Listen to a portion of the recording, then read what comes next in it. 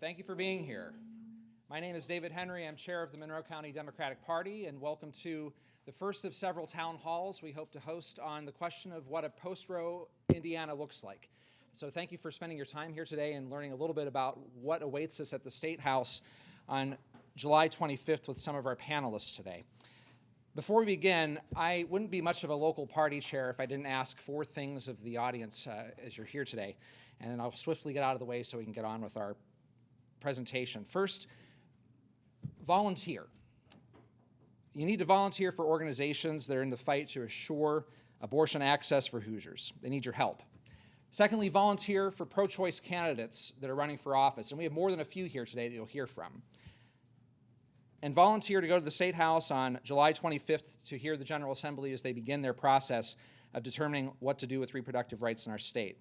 Mayor Hamilton, who is here tonight, has graciously sponsored a bus to take a caravan up to Indianapolis on the 25th, and there's more information and details on his and our social media on signing up to join us as we go to Indianapolis to push for reproductive rights in our state. Secondly, I ask you to donate. And I know with inflation and gas prices, that's a hard ask this summer, but primarily to donate to organizations who are staffing up and struggling to keep up with demand and resources, trying to answer these questions in our state. Here at the Monroe County Democratic Party, we established a reproductive justice fund to support our work, especially to produce town halls like this, and to bring our community together in this time. We're going to hire an intern, and if you know somebody who's of college age that's coming to Bloomington and spending their academic year here, we are happy to have them come on board as we're looking to hire an intern to help us with this work. Third, I ask you to vote. As a party chair, that's my job. And I know everyone in this room are voters, and I also know that's not good enough. So what I need you to do is not only vote yourself, but find those 5 friends of yours who sometimes vote, sometimes don't. They don't see themselves at the ballot box, and get them to vote with you this November. And hopefully they will find 5 friends too. And if we do that much, we will most certainly elect Penny Givens to the State House. We will elect Curtis Cummings to the State House. We will elect Victoria Wilburn to the State House and take back at least into the supermajority and start to slow down the conversation in our state. Lastly, I ask that you be an ally. This is not just a feminist issue or a pregnant women's issue. It is an everybody issue. And I'm going to talk to those of us who do not have uteruses in the room. If someone in your life, your spouse, your siblings, your children, your coworkers, your friends, have a uterus, you have a stake in this fight. I need you to stand in solidarity now. I need you to get to work. This is not just about the Dobbs decision for our community. As Justice Thomas made clear, it's about a lot of other rights that are on the table too. I was heartened the day of the Dobbs decision to see our LGBTQ community on the square in protest about the decision, because they already know what's on the line. If we look at what came out of the court case, which our legal scholars will tell us tonight, a lot of rights are in the sights of a radical activist court. That means this might not feel like a you issue to everybody, but it may be a you issue if you cherish a right or due process under law. So being an ally is also about solidarity, and being a good ally means you know when to shout and when to listen. For me, I am very humbled by the passionate talent that we've assembled here to address this issue before this goes to the State House. So it's my turn to close my mouth and open my ears. And one of those voices in our community, a legal scholar, an activist, and a leader on reproductive justice issues here in our community, also happens to be our vice chair of our county party and is our moderator for this evening. So please join me in welcoming my friend to the stage, Monroe County Vice Chair Shruti Rana, to lead us through our evening. Thank you very much, everybody. I thought I'd start here since we have our panel set up. Everyone can hear me? Start with the mic. Okay, great. Well, thank you so much for joining us today. It's just so important to have everyone involved, and it's really exciting to see the energy here and everyone here. So what we wanted to start off with was a teach-in, just giving you the key information you need to know to continue in the battle for reproductive justice that we're going to face in Indiana leading up to the 25th, but also afterwards. So to start us off, Professor Jody Madera, who some of you met last week when we had had another session, wrote up a little primer for us on the legal implications of the Dobbs decision and also the new proposal that we think might be before the Indiana legislature. She couldn't be here in person today, so our Secretary of the Monroe County Democratic Party, Ashley Pirani, has kindly agreed to read her statement. And as I said, it's the legal background you need, and then we're going to jump into what you can do and how to take that information and move forward. Good afternoon, everyone. The following is a statement by Dr. Jody Madeira, Professor of Law and Lewis F. Nizer Faculty Fellow, a legal primer on Dobbs and its impact. Dobbs v. Jackson Women's Health is a Supreme Court case authored by Justice Alito that states there is no constitutional right to abortion, overturning Roe v. Wade.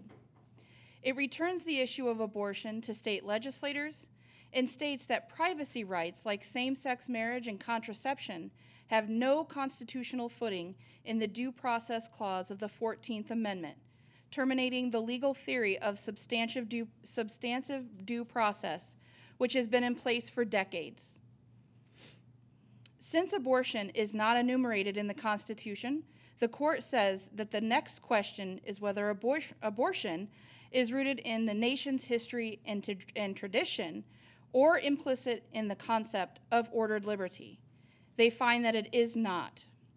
Justice Alito stated that Roe was egregiously wrong and must be overruled, but also states that overturning Roe v. Wade will not disrupt other privacy rights like same-sex marriage, although Justice Thomas's concurrence advocates for revisiting these issues as well.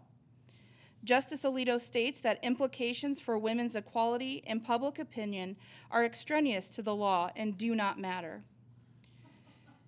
Jim Bopp is the general counsel for the National Right to Life Committee and was the attorney who sued Indiana University on behalf of groups who opposed its mask and vaccination mandates.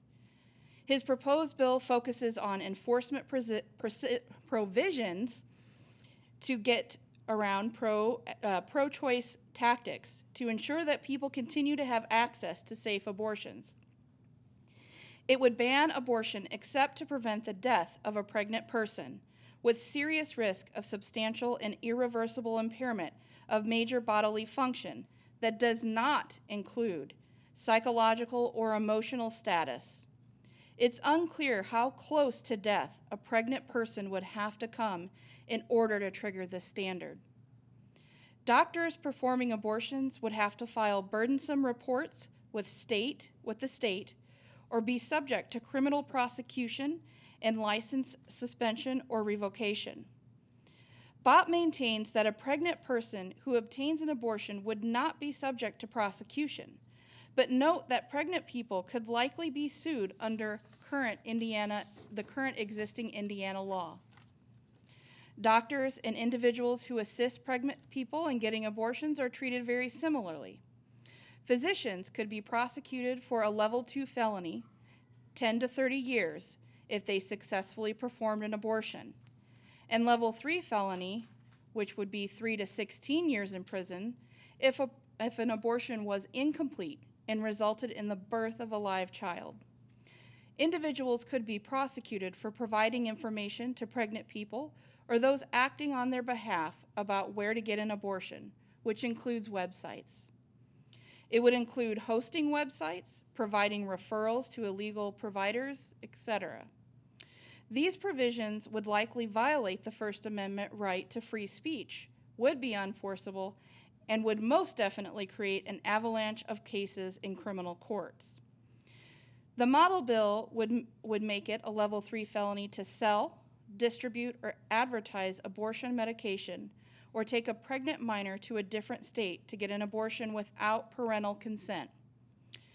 In the event local prosecutors refuse to initiate these cases, either as a blanket policy, such as Ryan Mears in Marion County has announced, or case by case, the bill would authorize Indiana Attorney General Todd Rokita to step in on behalf of the local prosecutor. And I don't think I need to tell you what a travesty that would be. The bill would create a set of civil penalties that would allow those harmed by an abortion to sue providers for the wrongful death of an unborn child for compensatory damages, attorney's fees, and punitive damages. Punitive damages would be donated to a pro-life charity chosen by the plaintiff. That means that the person who helped to create the pregnancy could sue someone who provided information to a person that helped them obtain an abortion, or parents could use this if someone took their child to another state to obtain an abortion. A lawsuit could not be filed by the person who impregnated another through criminal conduct such as rape, sexual assault, incest, etc. Finally, the bill would require the Indiana Medical Board to revoke licenses of physicians providing illegal abortions. This bill lacks concrete details on what would trigger a criminal investigation, is the burden of proof on the physician, on the individual providing information, or the accuser. How does the pregnant person factor into the criminal persecution? Must the pregnant person file a police report, or must an entity file one even against their will to trigger certain provisions such as barring a rapist from filing a civil lawsuit? It lacks a safe harbor for doctors who treat a pregnant person in the good faith belief that they are miscarrying. This bill would also discourage pregnant people from seeking prenatal care. It would also make it more difficult to build families through reproductive technology because it raises the question of what happens to the frozen embryos. Are they to be destroyed or genetically tested upon? So to sum up, what has happened from the Supreme Court to what is being proposed at the State House is a vision of privacy rights and due process that nearly 4 generations of Americans do not recognize. Radical conservatives say they are returning the nation to a previous world that was fundamentally changed by Roe, but this is wrong. As is often the case under this court, we see conservative railing against judicial activism while gaslighting the country by ignoring legal precedent and being judicial activists themselves. And the more legislation like Jim Bob's patriarchy fever dream, we can be assured this isn't about rights or life, but control. Thank you so much, Ashley. So that was obviously incredibly depressing. And so I want to take us from that statement, that primer, into what we're here to do today. So if there's anything that we can say that is slightly positive about this moment, it's that unlike a number of other states, Indiana did not have a trigger law in place for when the Dobbs decision was issued. So on the one hand, that gives us this window of opportunity that we have until the Indiana legislature meets on July 25th. On the other hand, as you can see from the BOP proposal that Ashley just told us about, that also means some of the trigger laws that were in place in other states were written in, I guess, less extreme times and do contain things like exceptions for the life of the mother and things like that that are actually on the table now and shouldn't be. So I want to set the stage a little bit, and then we'll turn to our fearless advocates here. So this weekend is an especially poignant moment, I think, to have this discussion because it's the anniversary of the passage of the 14th Amendment that you just heard about that is starting to be eviscerated by Dobbs. That amendment dates back to 1868. That's how far back we're about to go. It's known as our Equal Protection Clause, and just a refresher from our high school history classes, it was written to overturn the shameful Dred Scott decision that denied black males equal citizenship in this country. And specifically, it was designed to ensure that the federal government had the ability to guarantee that some states could not pass laws that treated people unequally or discriminated on protected grounds. So that is exactly why it's been a target for the conservative movement for decades and will continue to be a target in the next Supreme Court term that will start next fall. Okay, so, 1868, our nation was coming out of a horrific war predicated on the discredited idea of states' rights, that some states should be able to dictate who had human rights and who has freedom and who does not. With Dobbs, that ugly specter of states' rights is back to haunt us again. As you just heard, it dismantles important constitutional rights, and it means that over half of our country are now denied equal citizenship under the law, and many more are at risk, right, in the coming Supreme Court term. We have a Supreme Court term where the guardrails are off, and the justices have no qualms about setting our Constitution or our rights on fire. So, and their goal is to refashion our nation into a hierarchical and unequal nation based on their ideologies and their version of control. So we need to remember that as well. So this means now we have to fight state-by-state battles to restore and recognize our rights. So today what we want to do is focus on what we can do here in Indiana. And I think, as I said, there's some encouraging bits of hope in all of this. And one of this is the amazing work that these two advocates here joining me today are doing. So I want to start by introducing them, and then we'll move to discussing some of your work and ideas. Okay, so immediately next to me is Rima Shahid, the CEO of Women for Change Indiana. She, in this role, she leads the implementation of Women for Change's Indiana's mission to equip and mobilize women to engage effectively in political and civil affairs in order to strengthen our democracy and advocate for the leadership, health, safety, and dignity of all women in Indiana. Within a short span of time, Rima has significantly enhanced Women for Change's impact through outreach, commitment, and action. She is a native Hoosier who has spent more than a decade in the Middle East and worked as a trade development officer at the Pakistan Embassy in Bahrain.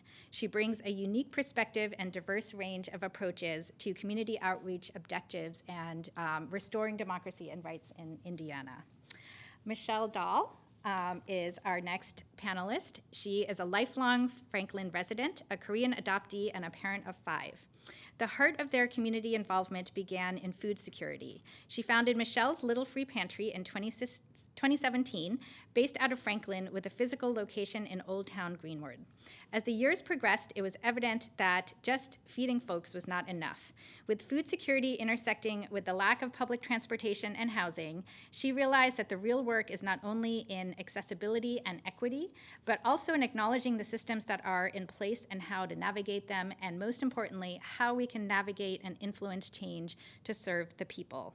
She will be sharing today from her personal experiences as a community member, but she has done a number of amazing things that has shaped her and her work over the years, including Michelle's Little Free Pantry, Inc., Pride and Progress, Inc., she's also a precinct committee person, state delegate, a member of our class of Hoosier Women Forward, NAPOF Indiana, Indy Maven, and most recently the inaugural AAPI Pride Ball, which was held in Indianapolis. Okay, so I continue to be inspired by their work, and I want to give you a little bit of an introduction into our topic for today.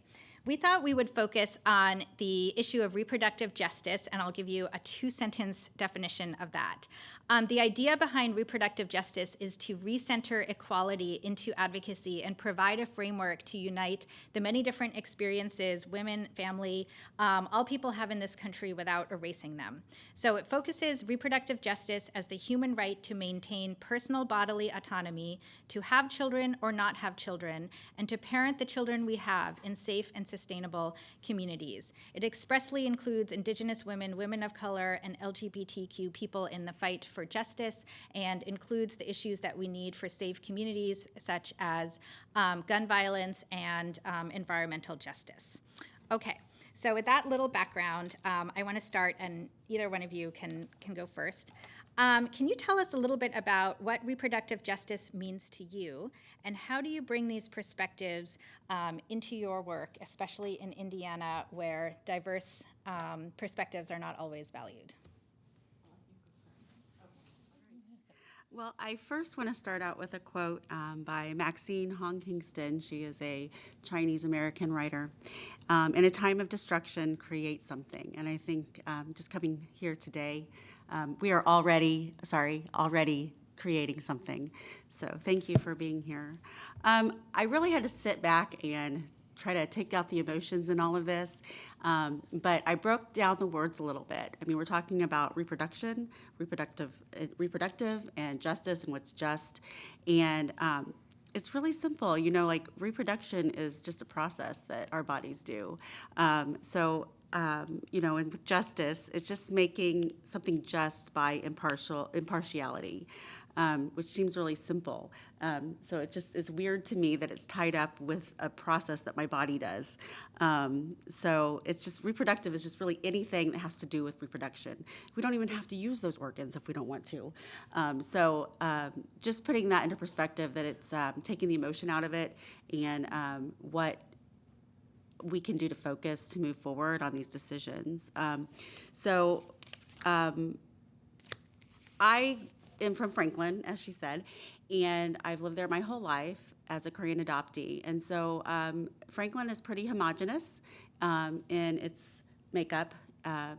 So growing up in Franklin has been interesting because you know, there are just not a lot of people who look and sound like me. It's a cute little town, though.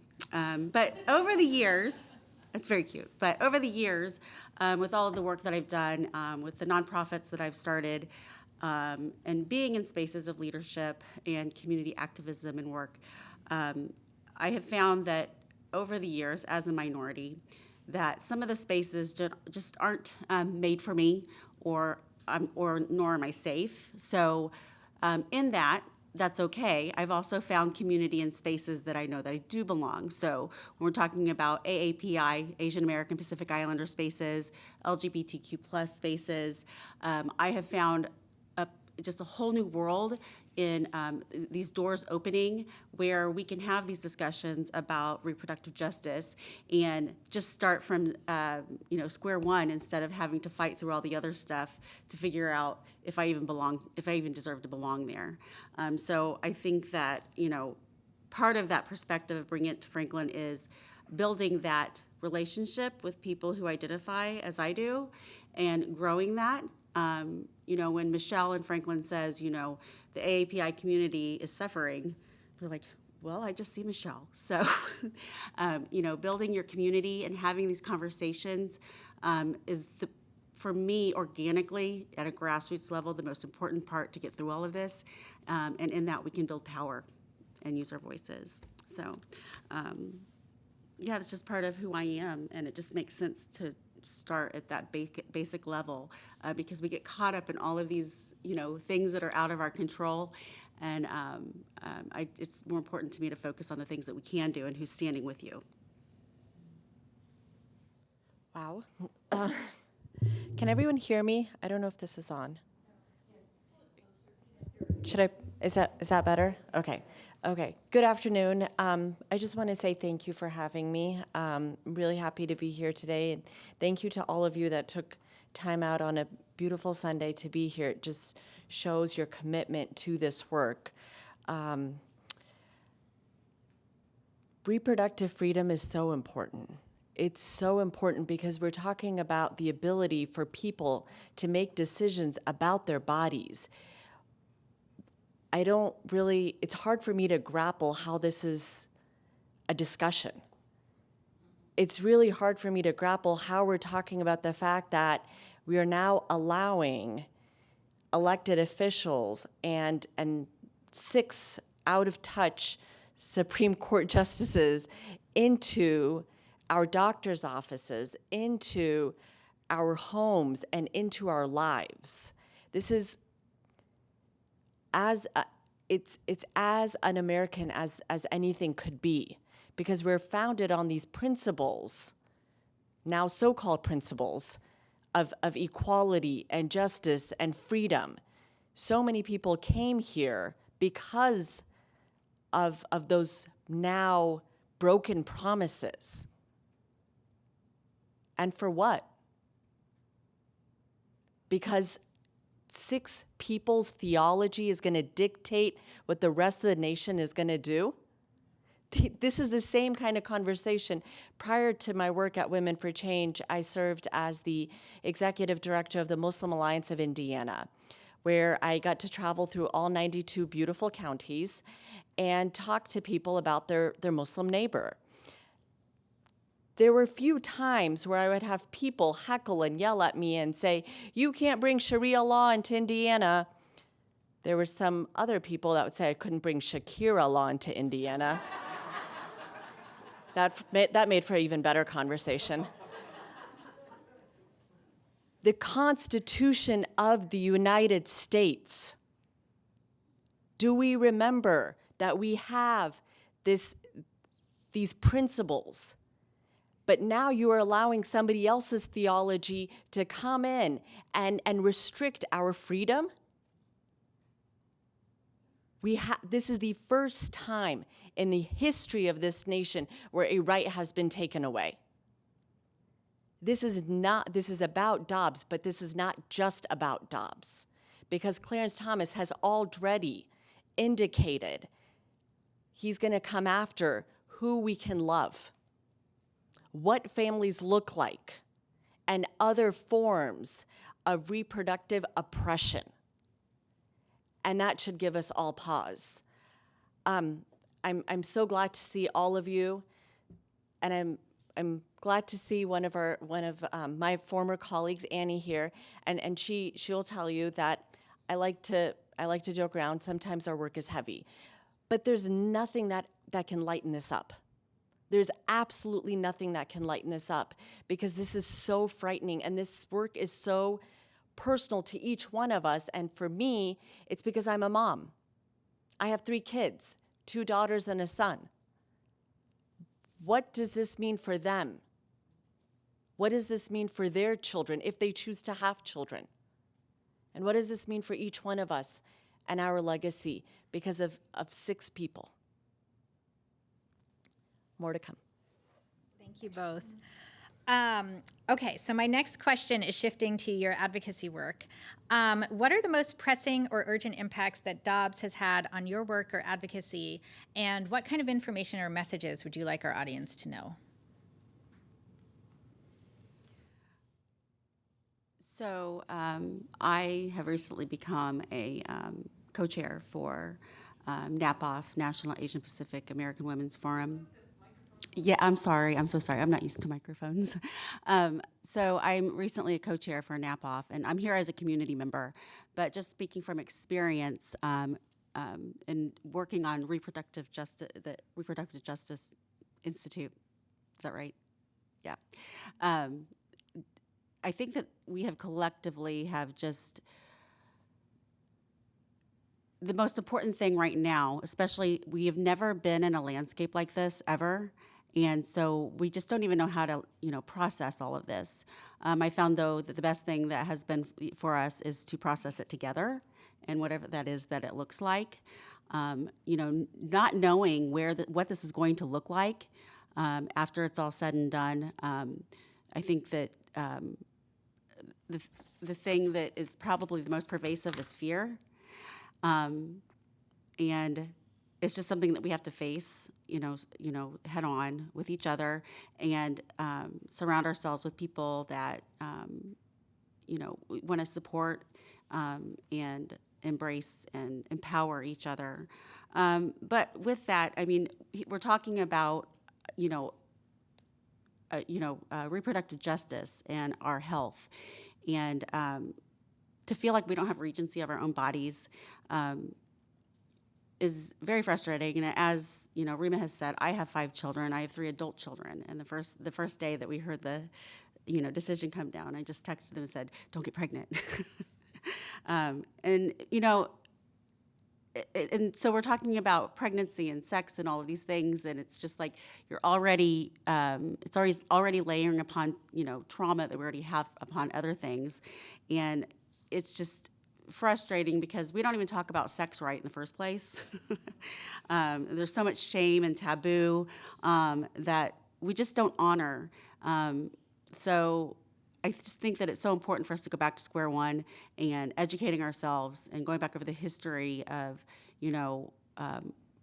why we've missed the mark on so many things, and how we can move forward. So I just think that, talking about sex and talking about what we want to do with our own bodies is really important, and to, like I said earlier, build that community and having like with NAPOF, we had a healing circle, and we had a call out to build that community, because we're afraid, we're not only afraid for the regency of our own bodies, but we're afraid to talk about it. We're afraid to put it on social media, and we need these spaces to be able to talk about these freely, and know that we can trust each other. And that's going to be part of the process, because who do we trust in these, situations? Because right now there are so many people who are talking for us that clearly have not listened to us or care what more than half of the country wants.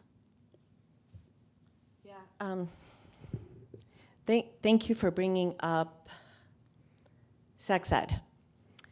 Indiana does not require our K through 12 students to receive age-appropriate, scientifically accurate information about their bodies. We are also an abstinence-only state, and yet we wonder why Indiana is one of the few states in the nation where teen pregnancy is on the rise. We also wonder why, under the administration of our former vice president and former governor, Mike Pence, Indiana saw an HIV outbreak. So we want to talk about limiting people's reproductive freedom, but we don't want to educate our children. We don't want to expand birth control. We don't want to equip folks with paid family leave, with economic relief, and we're going to force people to carry children that they do not want and cannot support. And then once this child is born, we're not going to provide any relief to that child either, because we're going to restrict TANF and SNAP and any other sort of benefits. How does this make sense? In any way, I just, back to grappling, right? So many of us saw this coming down the pipeline, the way that the court was being stacked one way. So many of us were holding our breaths, knowing that this is coming, and advocating within the State House year after year. For example, in 2018, the General Assembly was moving a bill through that would make it so that the little sex ed that our students do receive, which is, again, not based off of science, parents would have to opt, I'm going to try to get this right, parents would have to opt into it instead of opt out of it. Now, for any of you that have been around children or caregivers, parents, you know what a train wreck of a backpack that is, and how many pieces of paper or disintegrated pieces of paper, if you were like my children, you see at the bottom, or try to decipher what it means. How many children would that have affected? Year after year, we're making it harder and harder, and really troubling and scary pieces of legislation are introduced. Laugh as much as you want about the different bills that Representative Kurt Nisley and John Jacobs introduced, but the fact of the matter is, thanks to good old-fashioned gerrymandering, these are people that represent Hoosiers, and they're frankly wasting our money and our time and progress that could be made in the State House. And now their own party has disowned them. We're going to continue to advocate. We're going to continue to be at the State House. You know, a lot of us, we have lives, right? We have different things. We have jobs, and we have other things that we're responsible for. And it's hard to track all the problematic pieces of legislation that are introduced every single year. But what I would say is, please find an organization whose values align with your families and with yours, and and see they're going to be putting out action alerts. They're going to be putting out messaging, calls to action, bill trackers. They're going to make it easy for you. Follow it that way. Engage and support your elected officials that do align with your values. We've seen this coming. And while we were sitting and talking about how terrible Texas is and scoffing at Oklahoma, it's happening here. It's happening here. Why do we have to wait for the storm to come and devastate our state when the storm warning is already here? Let's be proactive and not reactive. And let's continue to fight forward together. And I can't underscore that enough. If the work we do at Women for Change, you see value in it, among the other organizations that you follow and support, sign up to be an action advocate on our website. Sign up for our newsletter. Follow us on social media. We try to make it easy because we know that people are still grappling with economic hardships from COVID-19, that our students and our young folks are still having a really hard time in school. They need your support and time, and there's only so much of you that you can give. We'll try to make it easy for you, but we need every single one of you in this fight as much as you can give. And also take care of yourselves along this way. It took 50 years for us to get here. It's going to be a really long ride and a really long time. Trying not to throw some shade, but I'm going to. Anybody that says, chip in $10 and stop Roe, they're making it up. Chip in $10. No, don't. Keep your $10. Your $10 and 2 weeks is not going to stop this. This has been a very, very, very long time coming, and a lot of people and a lot of money are taking our rights away. And it's going to take a very long time to get it back. We are going to keep you all posted on the elected officials that don't represent us, and we're going to remind you of who they are every single November until our rights are restored.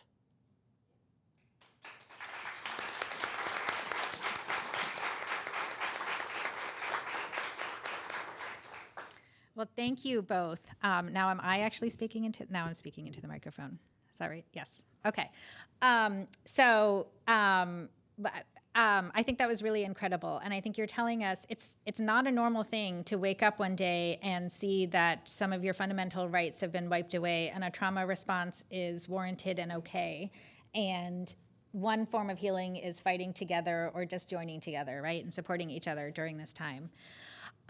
So you both mentioned looking forward and into this new landscape. So I want to move now to what we think the post-Dobbs and post-Roe landscape is going to look like. So I mentioned earlier that one of the things that we know is that in some ways it'll be more dangerous than before Roe. The decision was issued in the early 1970s. So for example, now we have the ability to surveil in great detail lots of different people, and we know that the forced birth position has hardened into one that does not see exceptions for the life of the mother or rape or incest and things like that. So I want to talk a little bit about the context for all of that in Indiana. But first I thought I'd read this quote from Professor Dorothy Roberts, who wrote this amazing book that I recommend called Killing the Black Body. And I'm also going to paraphrase her quote and shorten it a little bit with apologies to her. Okay, so what she says is, we're talking about how abortion and reproductive justice are racial as well as gendered issues and bring in all of these different things that you both have mentioned. So she says the new landscape post-Dobbs and post-Roe is about criminalizing pregnancy and reproduction. She says the anti-abortion right-wing strategy of reproductive control that includes both the criminalization of people who want to have babies and the criminalization of those seeking abortions. If we recognize this, the harms of Dobbs are even more catastrophic and call on us to become even more expansive in our understanding of reproductive freedom and our right for it. And there's many, many examples of what she's talking about in the last couple of years, right? So on the one hand, we're criminalizing, surveilling, and prosecuting abortion. On the other hand, we are policing and criminalizing motherhood, which leads to more and more impoverished mothers and children removed from those these mothers. And we saw that with family separation. We've seen that in the different discussion in the Dobbs opinion itself about domestic supplies of infants and all sorts of, we can keep going. So to our panelists, can you tell our audience briefly about the reproductive justice landscape in Indiana to give us a sense of the context within which Dobbs has been dropped into? Do you want to go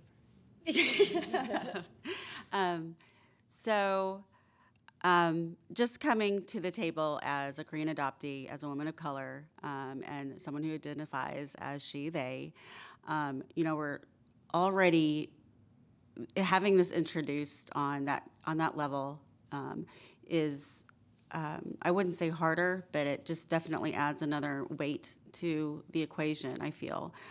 We already know that, Black women have, worse outcomes with pregnancy and with childbirth, and even postpartum care. So in growing up as an Asian American in America, we're tokenized, sexualized, monetized, criminalized, and so one of the things that I'm really passionate about is that there are so many organizations that you can choose from that are doing good work and are giving us good information. But if I think it's just really important to uplift and empower the organizations that focus on Black, Indigenous, and people of color. Because if we're not all working together and giving them a seat at the table and uplifting their voices, then we're not helping everyone. And so that was another thing that I was touching on, how Franklin is very homogenized, that I have to go out and find my people. And it just so happens that there's a lot of us out there, and we have a lot of allies. So that's where it's really important to me, because like I said, my children are 22, 23, and 26. And, trying to tell your kids what to do is really hilarious anyway. But, if they come to me and say, Mom, I just found out that I'm pregnant, or I found out that, my partner's pregnant, what am I going to do? And what can I do? I don't know, actually, because they're my children. But I do have resources that I can contact. But what about the people that don't have that access? I'm an activist in the community, so I feel like a lot of the resources are, fairly readily available to me, and I'm not shy. So if I need help, I'll go find it. But thinking of our state as a whole.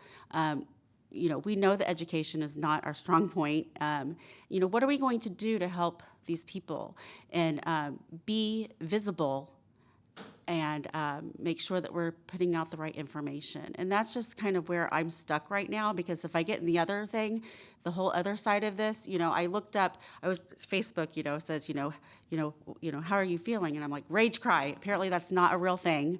But I really had to shift gears and figure out, what can I do? Even in the unknown, what can I do? And what can I do so when my children come to me, and if they do, I can be a source of, comfort as well as resources to actually physically help them, or their friends for that matter. What we know is that Indiana has very large OB deserts, that people have to travel long distances to seek OB care. What we know is that brown and Black women, as Michelle said, are impacted at a much higher rate in Indiana.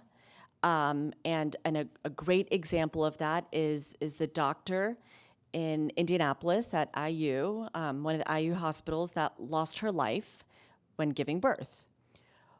What we know is that this is a purely Indiana problem. This is not a rural issue. This is not an urban issue, because people really like to divide us. But this is a 92 county wide issue. What we know is that Indiana has some of the worst maternal infant mortality rates in the nation, And if Indiana was a country, we would have some of the worst maternal infant mortality rates in the world. And now this.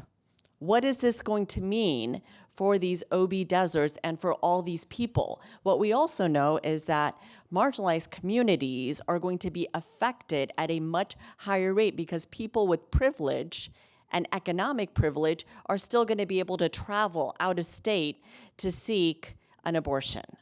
This is not going to stop abortions. This is going to increase the number of people that die from abortions and affect their families. That's just what it is. What was the rest of the question? I got mad. That was a great answer to that. Okay, thank you. And I'll just add, you mentioned OB deserts in Indiana. Indiana has a number of childcare deserts. Monroe County actually is close to being one. We don't have enough daycare slots for the children who need them. Indiana is second in the nation in its rates of child abuse. We have almost, I think, we're high up there in terms of the number of children in foster care who don't. We could go on and on about all of the problems that we are facing here. So let's discuss going forward ideas for advocacy, messaging. What types of information do you want to share here, or do you think our audience can go share? First of all, people think that it doesn't matter if you call your representatives, and it does. They have to legally record your response. So do that. We have a little window of opportunity, and it's very important to do that.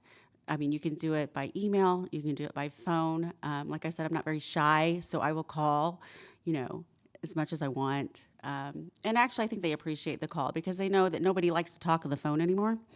So, giving them a call, and then actually you'll pat yourself on the back. It's not that scary. And once you do it, it's not that hard. But I think in this foreign landscape today, that's just the best advice I have, unless you can find spaces where you can talk freely, like the Healing Circle that was offered. I would like to see that in a bigger scale, besides, just the organization that I've dealt with. But I think that we all need it, not just for women or folks who can become pregnant, but, having men in the conversation is just important, because if we're not, they're going to be missing a lot of important details, and we need you. Yeah, I couldn't agree more with that. Build community. Take care of yourselves. As Michelle said, I'm just uplifting everything she said. Contact your elected officials. We saw this year with House Bill 1134 that the legislature did a fabulous job of marking 70,000 emails and phone calls as spam because they were using online advocacy tools. Go, channel your inner Ina Garten and go back to the basics. Good old-fashioned phone banking, letter writing. Call them time and time and time again. And keep up this drumbeat, as I said, through every single November and May. Every single year. In 2020, a third of our legislative races ran unopposed, didn't have a primary challenger. I see so many of you here, as I said, that are obviously engaged, obviously care, obviously want to make a difference. Think about running and encourage others as well. We need people like you that actually give a crap to combat some of those.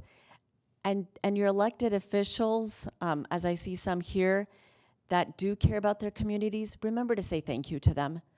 The work that they do, in a super majority is so difficult. They're having to fight on behalf of all of us when there's so many against them. Let's just remember to say thank you to them and uplift them. And as I said, this is going to be a long haul.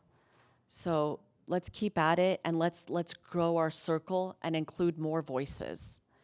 So the next time I'm here, I hope to see more faces and more people. Happy to see all of you, but we have to keep broadening the circle. If I may, real quick, a lot of people think, it says that I'm a community activist, and that word activist could be really intimidating. But I just want to be clear that we can all be activists in different ways. I mean, if I don't think we lick envelopes anymore, but if you need to lick an envelope to be a part of the movement, do it. I'm not a rally person. I have social anxiety, even though I'm here, I'm kind of far away from you, but I have a hard time with spaces with a lot of people. So just find where you're comfortable. If I'm at a rally, I'm not going to be comfortable, I'm not going to be doing my best work. So find where you're comfortable. And if, like I said, if it's licking an envelope, do that.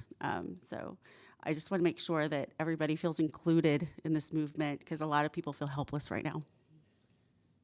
And I just want to point out that we have a lot of materials outside, and what our goal was to make it as easy to support whatever organizations or causes you're interested in. So like on these sheets, for example, we have QR codes. Like one of them leads directly to a script that the ACLU wrote to call your legislatures about stopping the ban. Then there's one on abortion resources and funds that links you directly to either find out abortion resources or donate them. I should say, when I was setting this up and I looked at the library website, the Monroe County Library has created a reproductive rights resource page that is amazing and includes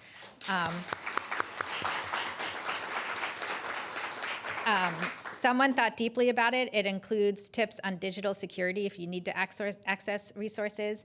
And then we tried to do things like, again, QR codes if you want to find out who the pro-choice candidates are running for our legislature. Calling your legislators or the ones who are against abortion rights. There's all this information out there. And as I said, we tried to make it as easy as possible. You can fill out some of the stuff right outside the door, or just scan it into your phones, or just please contact us. We're happy. You have a Get Out the Vote thing. You can register to vote with your QR code, right? And there's some other things out there. So we are happy to connect you with anything that is the way that you feel like you want to make a difference. And I should say, whatever happens on July 25th, or when that session is done, we will have another session with how to move forward and what we can do and the resources available.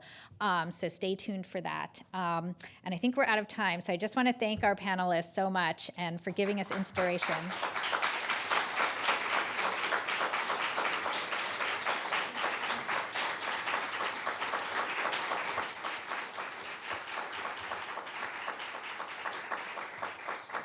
And we'll hopefully have some time for Q&A afterwards, but for now I'd like to turn it over to another one of our fearless leaders, Senator Vi Simpson.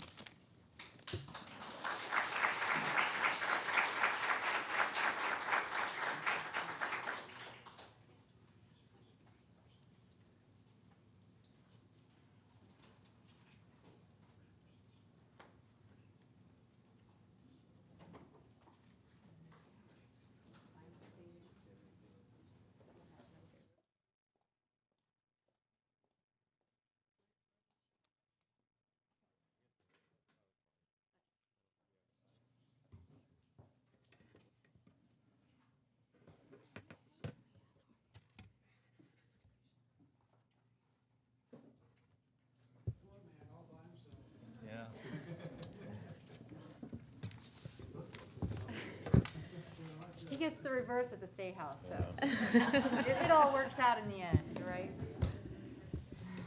Thank you, Monroe County, for electing women to the legislature.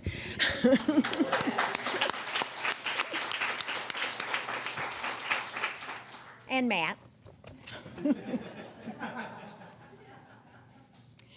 Well, I don't know how you are all feeling after that last panel.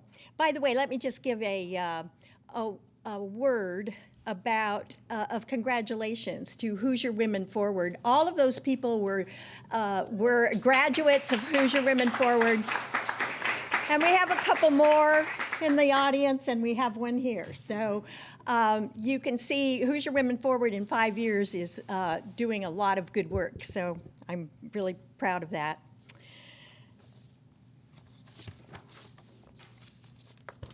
I'm 76 years old, so I was pre-Roe. And I'm really ticked off about having to do this again. There are a few of you in here who are as old as I am, maybe older. And it's hard to believe. But I remember years ago talking about how we had to be vigilant, that these rights weren't permanent, that we had to be vigilant all the time, watching, taking care. And now it's here. It's no longer an intellectual exercise, as Vice President Harris said. It's real. And so this panel is going to be about sharing information with you about how we can be better advocates, how we can be activists, how we can do the good work that needs to be done. It's, to use a cliche, and we'll probably have many of them by the time I'm done talking, this is a marathon. We know what the legislature is about to do. And so we need to keep in mind that this is a marathon. And so whatever we do today or tomorrow or next week will keep multiplying its effect so that we can have the impact that we need to have. I've done this before, and I know what I'm talking about. It's not one and done, as they say in basketball language these days. It's not one and done. It's going to be a long battle, and unfortunately, we are all in it, and we all have to fight it again. But I'm happy to have all of you fighting with us. So I'm going to start the panel, and rather than me introducing them, because you didn't come to hear me talk, I'm going to ask each of you to introduce yourself very briefly and tell us just a little bit about the district that you're running in or the district that you already represent. Penny, why don't we start down there?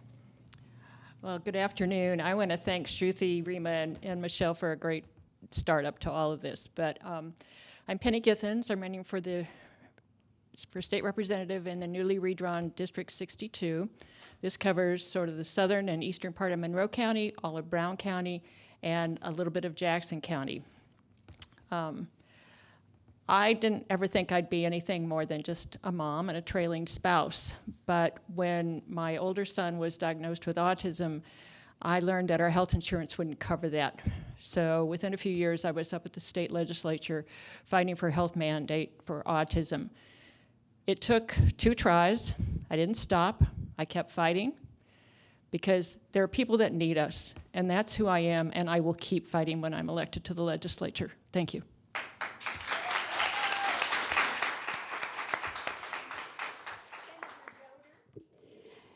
Good afternoon. I'm Shelley Yoder, and I have the honor of serving you in the state Senate for most of Monroe County. Currently, I don't represent Clear Creek and Indian Creek in Polk, but I will be taking on Clear Creek and Indian Creek, and I have to say goodbye to Benton. So that is a sad thing for me, but that's how the district has been redrawn. So I'll get some new and continue fighting for Unionville and Benton townships and for so many in southern Indiana, because in the state Senate, I am the only Democrat in the Senate south of Indianapolis. So we've got lots of work to do, and it is not rocket science. It is registering people to vote and making sure they get there. And we can do that as a party. Yes, there's no magic bullet. It is just getting the numbers and getting folks to the polls, and we can do that. And I have a really hard time ever imagining that Penny thought she was just going to be anything. I know that she was always going to, and she was already doing amazing things. And I am so grateful that she is running for this seat that we are going to pick up for the Democrats and have a reproductive justice, abortion access champion in the State House, in the House of Representatives, along with Representative Pierce. But what a swing from Representative Jeff Ellington to Representative Penny Githens. I mean, that is going to give you whiplash, and we need more of that in Indiana. So I have been really fortunate to be elected into leadership for our caucus, but when there are so few of you, it's easy to get a leadership position. So I'm the assistant caucus chair. And in the 2 years that I have been there, we have seen progress, but in many other more important instances, we've taken a step backwards. Yes, we've increased access to maternal health coverage in Medicaid. Yes, we've improved maternal care for women serving in prison. We've made progress, but in too many areas, we have lost our footing, and here we have lost our way. And so we are going to make sure that in this special session, I have a handout. It's so good that there are so many out there. This is just what you can do and what you can expect for the special session starting on July 25th.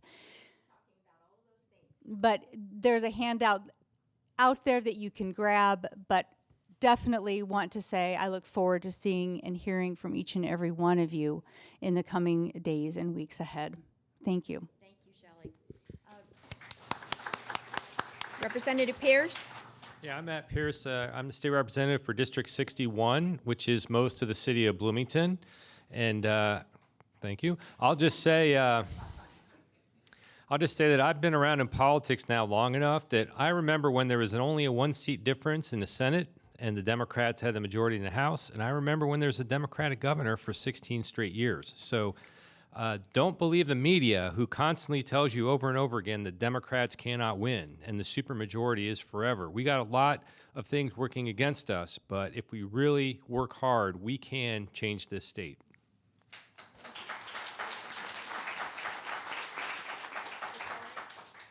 Thank you for having me. I'm Dr. Victoria Garcia Wilburn, and I am a first-time candidate, so I believe my role here is to give you a source of inspiration.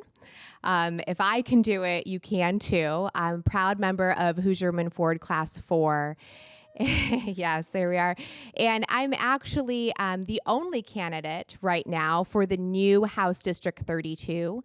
This new district is an opportunity for our entire state to have a Democratic seat. My opponent, yet to be named, is currently in a recount, and we have right and ultra right. So I'm excited about what this means for Hamilton and Marion County, and I know that I'm in good company here at this table. So, Thank you. And we're happy to have you. I'm going to, because I'm the moderator and because I can, I've got 2 rules for all of you. First of all, please keep your answers brief because I want everybody to have a chance to talk, and we've got a lot of ground to cover.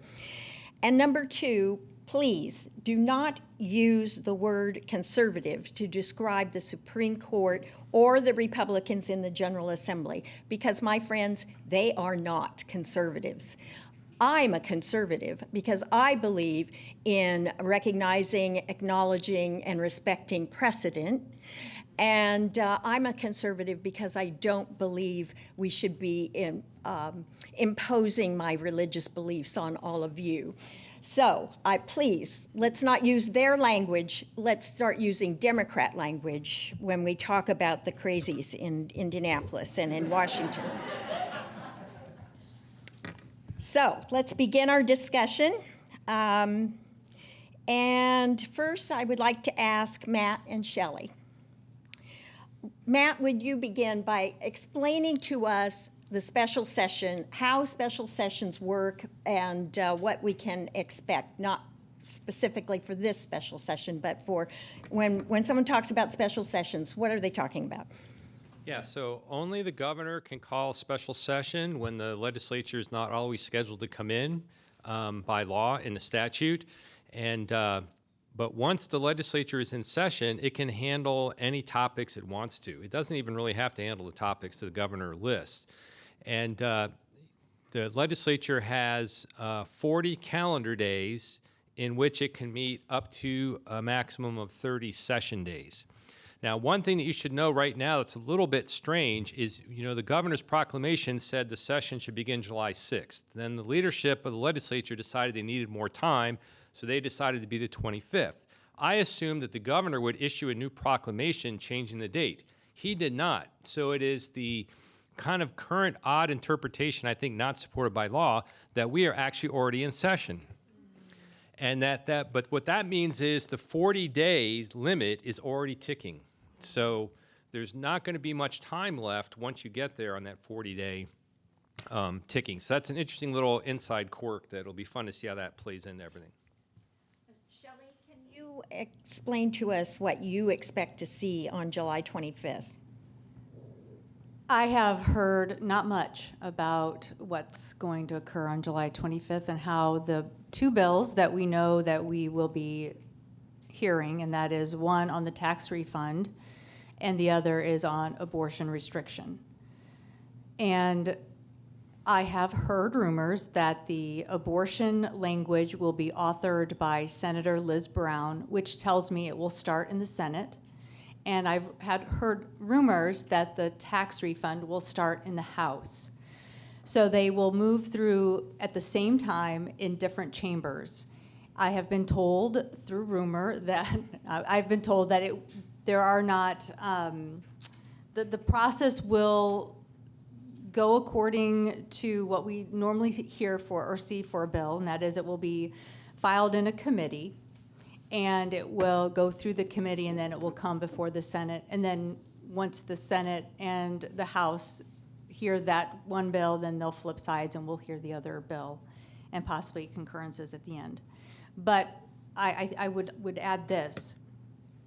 There's nothing that makes a committee chair hear public testimony. So that's one of the really important issues that you can advocate for when you call or write your legislators, is to ask that public testimony be taken in the committee. Now, I would like to see the abortion language placed in the Health Committee, and you can ask for that as well, and not in Judiciary, because I think it will be important, because if Senator Brown is going to author the bill, she is also the chair of Judiciary. So it will be important if we can advocate that the bill be filed in Health Committee, which is what it is, it's health care. So file it where it belongs. Okay, thank you. And just a follow-up question for the two of you. How do you like to receive communication from your constituents? Do you prefer phone calls, email, letters? What do you pay most attention to? Well, I can tell you, I read my own email and go through it, so I actually prefer that because it's pretty efficient, and I try to respond to people as quickly as possible as I go through, but sometimes I get a little behind. And, there was a time when I'd say, well, the good old-fashioned written snail mail letter might be more impressive or might garner a little bit more weight. But I think that the technology's advanced such that now I think that the emails have as much impact as letters. I get very few U.S. mail letters anymore, very few. And most everything is through email. Phone calls are fine, but what tends to happen is you're probably going to end up talking to my legislative assistant if you call up there, and then he'll relay to me what you've told him. And if you want me to call back, then I'll try to call you back. That can get a little more cumbersome. So I actually prefer email. Same, email or letter writing. I mean, I do appreciate somebody taking the time to write me a postcard, even if I thought the Ina Garten reference was going to be just put it on a recipe card. But you can put it on a recipe card and send it. And I would just ask you to resist the easy fill in your name and it'll generate the email, because as we found out last session, those just simply did not get through. So personal short email or phone call or a handwritten note, all good. Okay, this question to Penny and Victoria. Is it okay to call you Victoria? Okay. Both of you have been advocates in your lifetime for children, and you've appeared at the legislature and advocated for particular issues. What lobbying techniques did you use when you testified and communicated with legislators that you think would be applicable here? You want to start, Victoria? Sure. A few things about me, just, holistically. I'm a mother, I'm an educator, I'm a researcher, and I was invited to testify before Congress on behalf of a piece of healthcare legislation that would increase the diversity of allied health professions. And my tip is to always make it personal, right? So for me, when I'm thinking about July 25th and the opportunity for public comment, is my own journey of pregnancy and the scares that I had during my last trimester with my son. I was hemorrhaging. I was unsure what was happening. My son's heartbeat was dropping dramatically. And I'm fortunate enough to live in the county, the only county that has a level 4 OB unit. We have one county in our state for those with critical care pregnancies. And if I wasn't able, by that happenstance, to have that access, I don't know if I would have a 9-year-old son today. I don't know if I would be around today. So I think the most compelling cases when you advocate are really personal, because we can all think about the commonalities that we have. And so that's my biggest advice when preparing your testimony, is make it personable, make it applicable, and make it authentic. Penny? Well, between the first and second time that we attempted to get the health insurance mandated for autism, I joined the state Autism Society board, which meant that I then had access to people all around the state. And we connected, we wrote the emails, even over 20 years ago, we were writing emails. We sent letters, we sent faxes, we called. But I think the thing that really did it was we brought our children to the committee meetings. They were real people. They had real hopes, they had real dreams, and they were seen as people for a change, not just, somebody with autism. And it made a difference to me that my son could be there by my side with this. But I also think that I need to go and tell my stories. I was date raped in a foreign country, and I knew that if I went and reported it, I would not have been believed.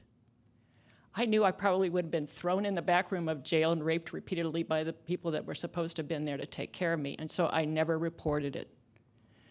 It's estimated that up to 80% of rapes in the United States are not reported. So what does this say about our society, and how are we going to look at ourselves? What do we do when we talk about the backlog of rape kits sitting in the Indiana State Police laboratories to take care of people? My campaign group was out knocking on doors today, and when they came back, one of them told the story about a mom who said 30 years ago her deaf daughter had been raped. She got gonorrhea, she became pregnant. The daughter identified her rapist in a lineup, and that person was never prosecuted. We have to tell these stories. We have to talk about what's fair to people and what's fair to those who can get pregnant. So I think we have to be there in person, and Shelley has said that she'll try to let us know when these hearings, when the committee hearings will occur. But we need to be there as much as we can, as loud as we can. My campaign is co-sponsoring a second letter writing kind of appeal this Friday. It'll be at DEM headquarters at 4th and Madison from 11 to 7. We did this over a week ago, about 10 days ago. We only started announcing it about 2 days beforehand. We had over 40 people show up, some of whom are here with us today. So please come back. We'll make those calls. We'll make those emails. We'll have the email addresses for you this time. But for anything that's handwritten, we have somebody that's going to hand deliver them to the legislature on the 25th. Thank you. Thanks, Penny. Shelley, our illustrious governor, in all his leadership glory, has said that he has no red line on the abortion bill. He's going to sign whatever is presented to him. And the Republican caucus, we know, had a meeting outside the legislature, outside the State House, in secret, and they're debating amongst themselves the specific provisions of the bill. Do you know what any of those provisions are? What are the big hang-ups for them? I think the hang-up is that the dog caught the car, to use another metaphor. They are also, I want to say, playing us. They are trying to take as much time, keep us on our toes, to not know what's going on, because the longer it takes for us to see the language, to know what is involved, the less successful they think we will be at organizing to combat it. So I think there are a couple of things going on, but yes, it should be making each of us very angry that we have a governor who says, I'll sign anything that comes before me restricting abortion access, without knowing what it's going to say, without any kind of engagement with Hoosiers. It's atrocious, and we need to let him know what we think about his plan in the next 2 weeks. So that's all we know, and nothing has everything that I know is by rumor only, and so I'm just letting you know that nothing has been said to us that has come from a person in leadership to know that that is in fact what the legislation will say and how it will work through the committees. Matt, do you think it's worthwhile to communicate with the governor, since he seems to be kind of wishy-washy on this? Yeah, I think that, his constituents are everyone who lives in the state. So I think that makes sense. And as you point out, he could play a leadership role in this. He could be saying what he would like to see in the legislation and being more proactive. But instead, he's just kind of hanging back and trying to stay out of the fray. And I think it's interesting. I think the reason why they did this weird interpretation of, well, it started on the 6th, even though we didn't show up and we're going to be on the 25th, is I think the governor somehow doesn't ever want to have to admit that he called a special session on the abortion issue. That, this is all about giving people their money back. But of course, they were maneuvering it for a date after the court was likely to hand the decision down. And I think that the reason why it's delayed is the Republicans have all these different factions, and they're trying to figure out how to get everybody on the same page. So you have some people who are total anti-abortion purists, no exceptions, no nothing, and put the woman in jail if necessary, way out there. Then you got other people in the middle, I want to ban it, but maybe a few exceptions make sense. And then you have a very, very small number of Republicans who actually believe in a woman's right to choose. And so the question is, they're trying to figure out how to keep a train wreck from happening on the House and Senate floors, because I can tell you there are 2 members of the House who will be offering amendments to try to make that bill as extreme as possible. And they're going to call roll call votes, and every one of those members are going to have to vote on those amendments. And they're going to be thinking about, what are the people back home thinking about these amendments? And right now they're thinking most about, what do my core anti-abortion constituencies within my district think about this? And so it's kind of a wild card as to how it's really going to play out. But they're trying to avoid this really messy, in public fighting and the possibility that something so extreme could pass that they begin to realize now we've gone too far and there might be some blowback. I'm so offended to hear that the General Assembly, that the supermajority in the General Assembly refuses to debate in public. To me, that is so offensive and so anti-democratic that it's hard to understand it. But I'm going to give you one more example of another right-wing crazy elected official in the state. Our Attorney General Rokita, who was mentioned in the first panel, he had asked the federal judge Barker to lift a 3-year-old injunction on the current abortion law, which many people don't even, it never went into effect, but it will now, that many people don't even know passed. It's even more restrictive than Mississippi, as I understand it, which caused the whole Supreme Court situation. It basically prohibits abortions starting in the second trimester, so 12 to 13 weeks out, and makes it a felony for providers of abortion services. What more do they want? What do they want from us? What are they trying to extract? Are we looking at a total ban with no exceptions? Do you think there will be exceptions? What does your gut tell you? Yes. I think there probably will be a few exceptions, but I don't know how meaningful they will be. And the thing is, my impression from having heard these issues debated and talked to members of the legislature about abortion over the years, when they knew they couldn't ban it outright, it was all about kind of placing as many undue burdens on it as possible to try to make it really hard to actually exercise your right. And that was kind of the game that was played, because the courts would not let them go all the way. And that's why we have all these weird laws kind of piled up that were not allowed to go into effect. And so the thing is, the anti-abortion legislators kind of see the world in the caricatures that the anti-abortion people have built up over the last 50 years. So it's women seeking abortion are seeking an abortion because it's convenient, because it's another form of birth control. It's because they have no respect for life. And in that context, then there shouldn't be any exceptions. And because of that, some will say, well, you can't just put in a bill that a doctor may perform an abortion to preserve the health of the mother, because we all know that Planned Parenthood is in it just for the money. And they will make up any little excuse about the health of the mother to justify that abortion. So we can't have a health of the mother excuse. That is going to be the level of debate. And that's what's so shocking and offensive to me, is that they have bought in to these stereotypes of women, of healthcare providers, but that's the lens through which they are going to judge these provisions and what exceptions should be in or out. Thank you. The discussion here. You know, we're talking only about abortion.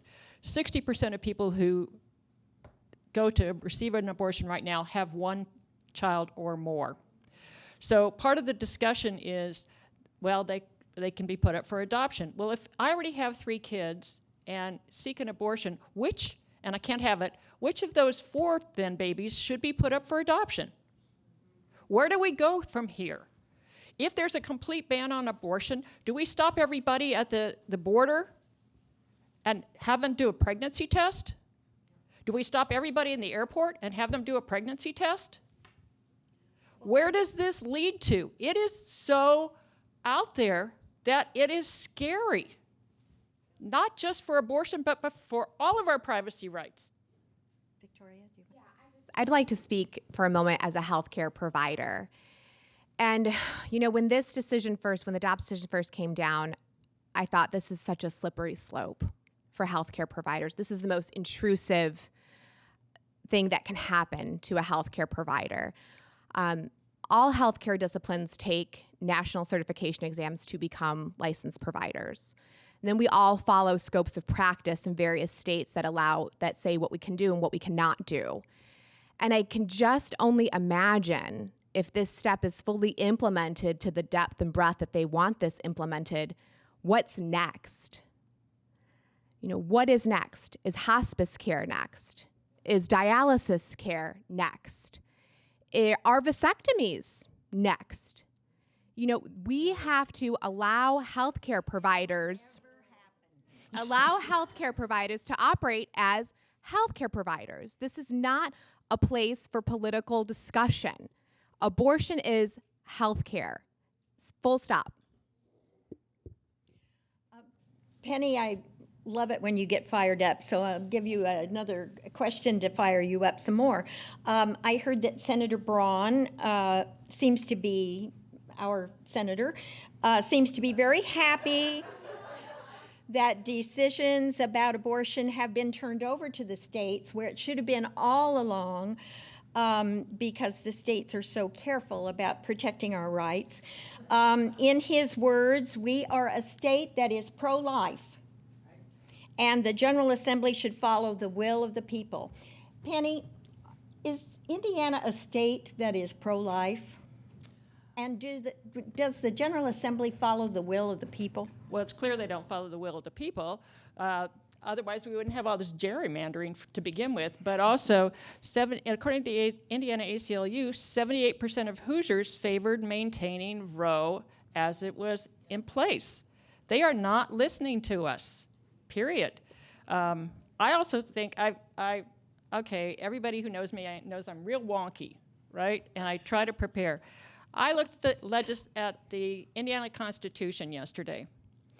And it's in Article 1, Section 23, I'll read it. It says, the General Assembly shall not grant to any citizen or class of citizens privileges or immunities which upon the same terms shall not equally belong to all citizens.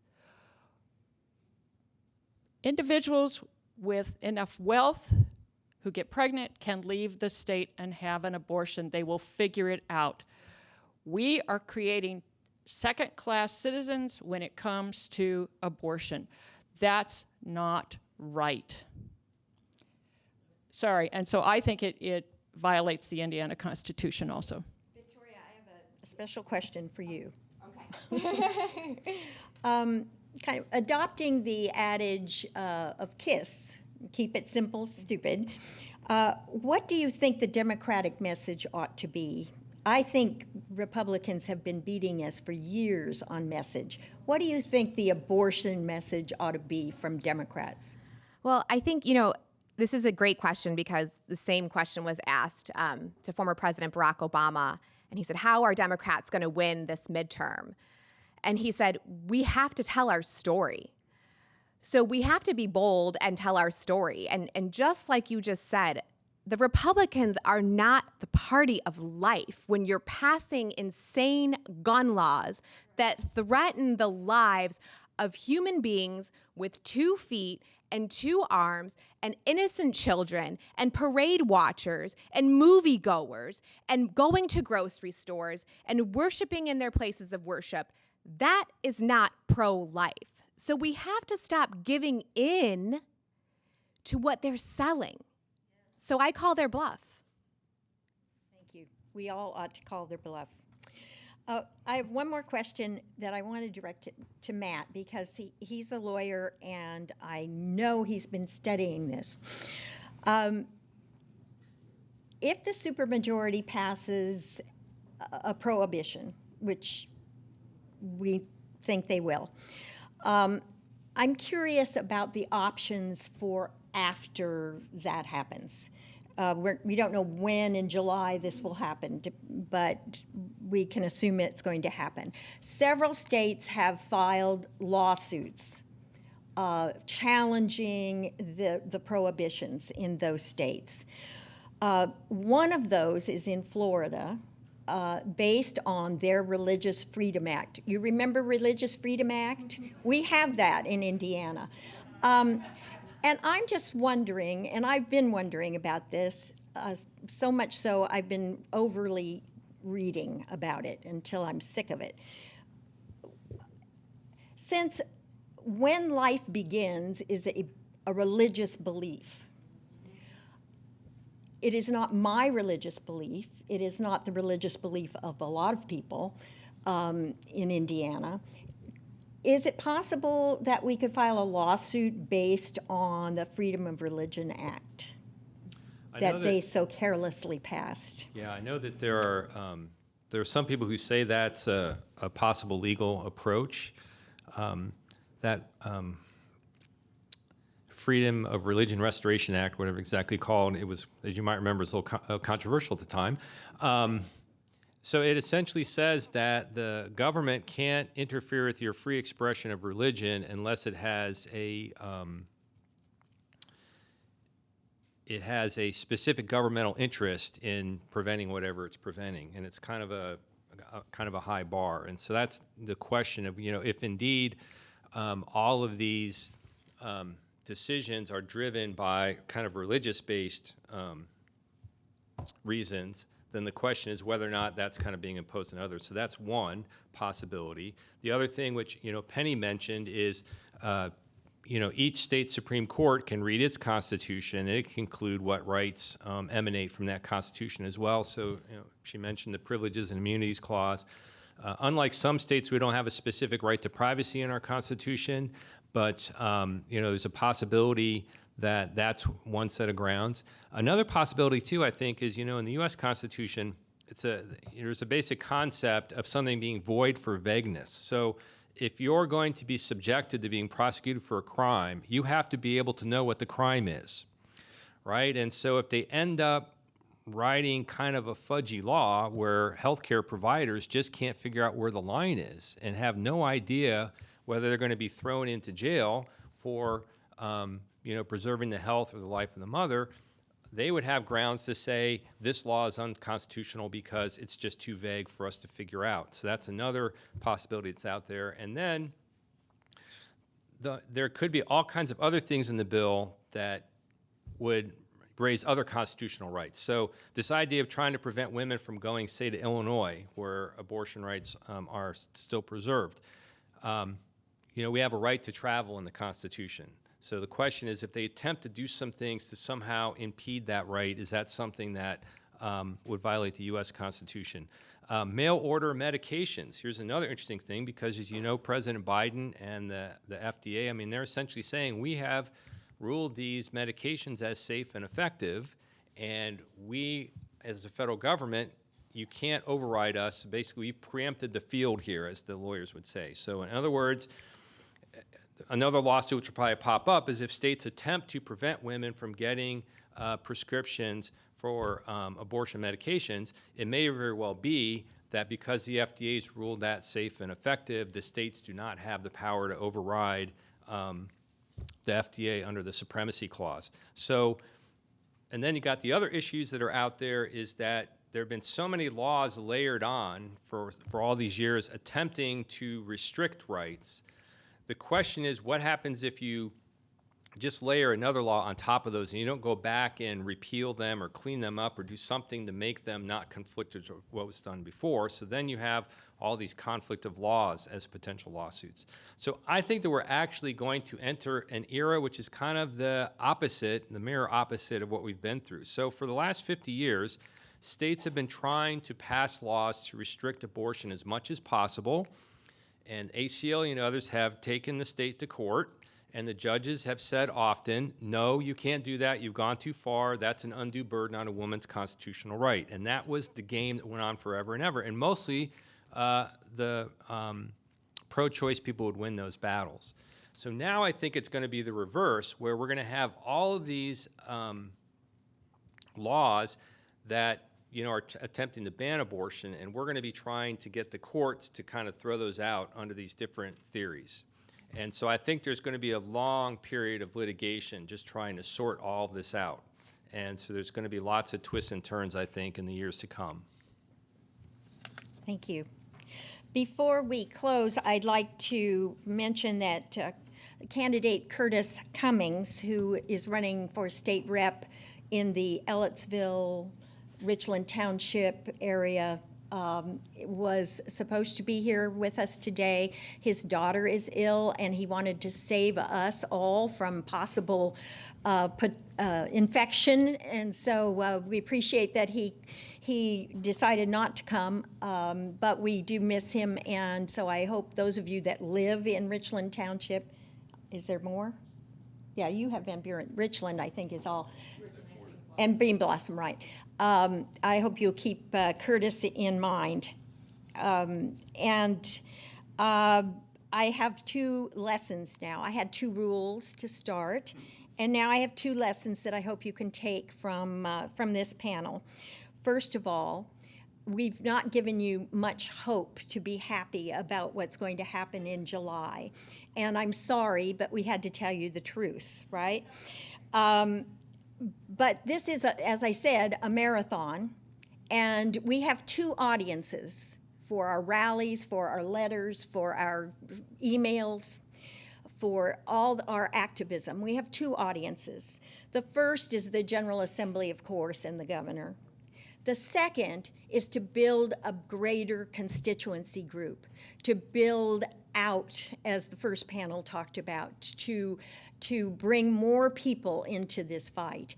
And so the more noise we can raise, the more facts and figures and statistics we can share, the more likely we are to win this battle in the end. So that's lesson number one. Lesson number two, elections matter. Don't we know that, Democrats? And we have 4, and with Curtis 5, great legislators who serve us well, and who will serve us well as pro-choice representatives. And so whatever you can do to help these people along their journey, I would appreciate, and I know they would appreciate it as well. Elections matter, Democrats. Thank this panel for me.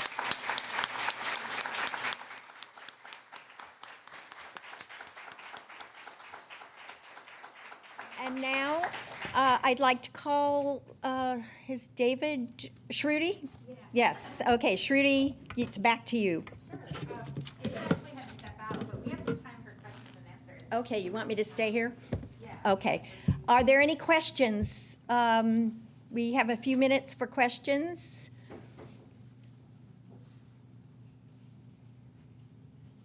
Yes, sir. So some communities, particularly here in Bloomington, we're lucky to have organizations like All Options, and they've established a really important fund called the Hoosier Abortion Fund, the Indian Abortion Fund. Based on what you've heard or what you know, will we still be able to maintain those resources in our communities? How will we be able to utilize those resources?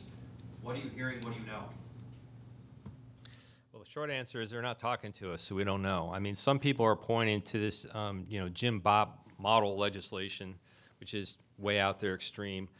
I have no idea if that's their starting point or they're even consulting that. They're just not, this is not a collaborative process. And so until we actually see the bill introduced, which they're really not obligated to show us until they actually have the committee hearing, you would hope they would do it at least a few days in advance so you can read the bill. But the short answer is we just don't know. This is the big open question. Will it be a ban with some exceptions and that's basically it? Or will they try to lock everything down? Will they do everything they can to keep people from going out of state? Will they do everything they can to block people from assisting people to go out of state? Will they attempt to block people from having telehealth visits with out-of-state doctors and getting prescriptions mailed in? We just have no idea. And so we won't know the worst case scenario until we actually get into session and they have to file that bill. Other questions? Yes. So you talked about maybe the 40-day mark was already ticking. So one, what does that mean, really, in the sense of how fast will this have to go through? And two, and I guess you really don't know, but you could guesstimate, what's the likelihood of them pushing this further out? Well, the session started July 6th, but we were then called. We know that we don't have to report until July 25th when the process will start working, and we have to conclude our work August 14th. So July 25th to August 14th. That's when whatever gets filed, we'll have to take care of. Now, if for some reason they can call us into the governor can call us back into another special session. I doubt that would happen, but who knows? We're in strange times. But that's, the 40-day clock started July 6th, and we won't actually be able to work on any legislation until July 25th. If you see it on July 25th. If we see it. Yes. Yes, you. Oh, Charlotte.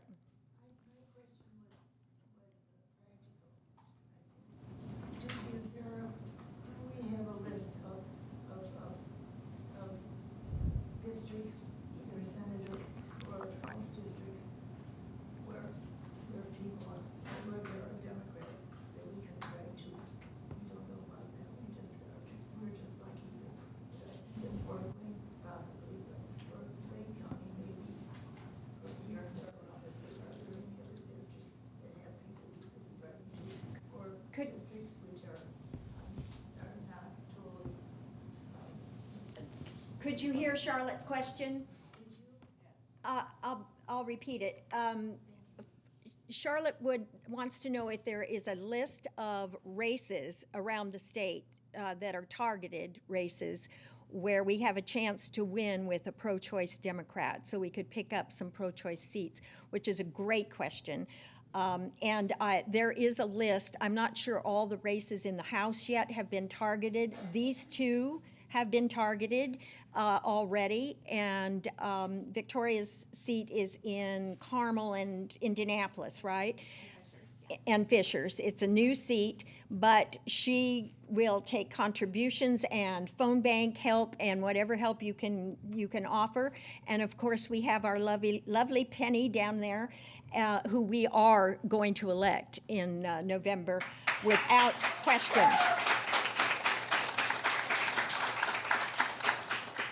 We will try to have a list for you, Charlotte, on Friday for the letter writing and calling of those that are friendly and maybe those we want to reach out to even if we don't think they're friendly.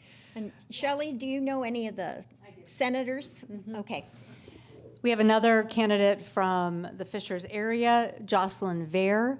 She's an exceptional candidate. Her race is targeted. We also are picking up a seat in Indianapolis. It will be a new Senate District 46. And we have I don't believe she has an opponent, but we have an extraordinary candidate on the Democrat ticket that will be winning that race and will be gaining a strong Black woman voice to the Democratic caucus in the Senate. We have a couple of races that we're working hard to keep. I don't know if you remember Senator Karen Talion. She retired and she was replaced by Senator Rodney Pohl, and his race is targeted on the other side. So if you can support him, he's up in the Porter County area, Porter County, it's a little bit bigger than that. But and then the other one is in Senate District 1, that used to be Frank Mervan's old seat. He retired last year, and Senator Michael Griffin was caucused in, and he's in a targeted seat for the Republicans. So we would like to keep those seats and add Jocelyn Vare and Senate District 46, thank you. I was just like blank. Andrea Hundley, who is running for that seat. Matt, did you have a few others too? Yeah, I just think that, people, I can tell from talking to people, they don't realize it, but because with gerrymandering, it's hard to believe it happened, but it's just an accident of how the population settled out and how the map drawer was moving around the map. But the seat that Penny's running for is probably the most competitive seat in the entire state. It is literally like 50-50. It might be like 0.02% more Republican, but it is like right down the middle. That means it's a turnout election. So, first of all, it's so refreshing to have a competitive seat. It's really exciting, but this is one area where you can truly, right in our backyard, make a difference. So I really want to make that pledge. Let's get out there and work hard for Penny, because this is one right in our backyard, and it can make a difference.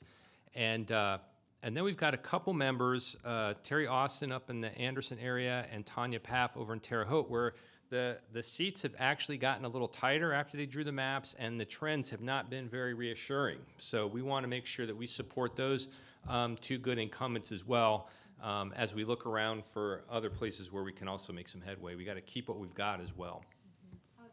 Shruti, if we get you a list of the targeted races, perhaps we could add it to the Democrat newsletter. That would be fantastic. Okay, let's try and get that done. Any other questions for the panel?